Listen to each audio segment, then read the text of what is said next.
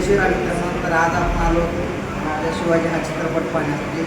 अप्रतिम कलाकृती सर्वांनी खूप चांगल्या प्रकारे सादर केलेली आहे आणि त्याच्यात मेन कॅरेक्टर छत्रपती शिवाजी महाराजांचा जो रोल केला आहे तो रितेश देशमुख यांनी केलेला आहे. रितेश देशमुख म्हणजे आम्ही रितेश दादा म्हणतो, आमच्याच एरियातील आहे, लातूर जिल्ह्यातला आहे आणि अप्रतिम चित्रपट बनवलेला आहे. सर्वात महत्त्वाचं म्हणजे जे नेहमी इतिहासकारांनी संभाजीराजे भोसले यांना कधी जास्त त्यांचा पराक्रम उजाळा मिळाला नाही इतिहासात, तो या चित्रपटात थोडासा त्यांचा तो दाखवला गेलेला आहे.